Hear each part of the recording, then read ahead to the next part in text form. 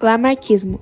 Segundo Lamarck, os organismos se tornavam mais complexos devido à pressão do meio, levando a mudanças baseadas nas necessidades individuais.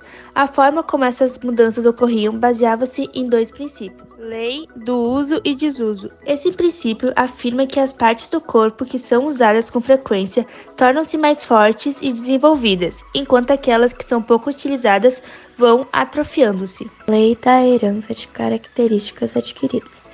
Segundo esse princípio, as características adquiridas durante a vida da pessoa poderiam ser passadas à sua descendência. Um exemplo clássico do lamarckismo é o pescoço da girafa, que teria sido alongado para alcançar folhas em ramos altos.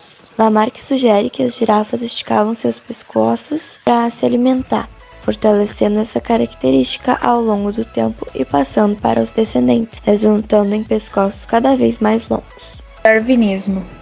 Darwinismo é o nome dado à teoria evolucionista baseada nas ideias de Charles Darwin. Darwin foi um importante naturalista britânico que ficou conhecido por sua obra A Origem das Espécies, por meio da seleção natural, publicada em 1859. Nela, Darwin tentou explicar os mecanismos que levam às mudanças das espécies ao longo do tempo e são responsáveis pelo surgimento de novas espécies. Darwin propôs a ancestralidade comum e a seleção natural. Ele argumentou que as espécies compartilham ancestrais comuns e mudam ao longo do tempo. A seleção natural, exemplificada pelo pescoço da girafa, é vista por Darwin como o principal mecanismo de modificação das espécies, apesar de sua falta de compreensão sobre genética. Em Ancestralidade Comum, Darwin demonstrou que espécies sofrem mudanças ao longo do tempo e que elas surgem por meio de uma sucessão de ancestrais comuns, assim novas espécies surgem com base nesses ancestrais. Neodarwinismo é uma síntese das ideias de Darwin, Mendel e Hugo de Vries. Afirma que a seleção natural é o motor da evolução e introduz conceitos de mutações, recombinação genética e deriva genética. A teoria mais aceita de evolução é o neodarwinismo. Os princípios do neodarwinismo são variabilidade, que permite que as espécies se adaptem às mudanças ambientais ao longo do tempo, seleção natural, que é o processo em que características para a sobrevivência são selecionadas para ser mantidas e passadas de geração em geração e faz com que as espécies que não têm essas características sejam menos propícias a evoluir, mutação, que é onde ocorrem mudanças aleatórias nos genes, fornecendo nova variabilidade genética e características, e população, que diz que a evolução não ocorre em nível individual, mas sim populacional.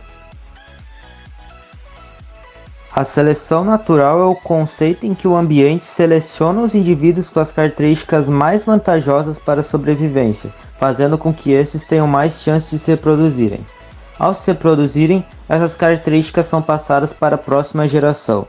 Aqueles que possuem características não vantajosas são menos propícios a se reproduzirem e, consequentemente, acabam não passando essas características adiante.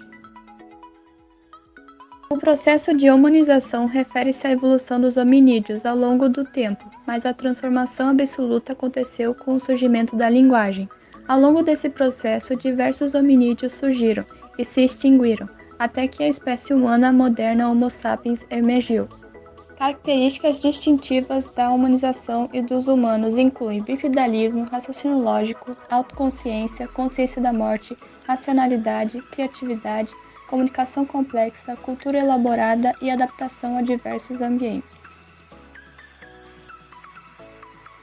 Não pode-se utilizar a imagem que é tipo uma escada, devido ao fato que limita a quantidade de espécies que existiam, pois a evolução humana não era linear.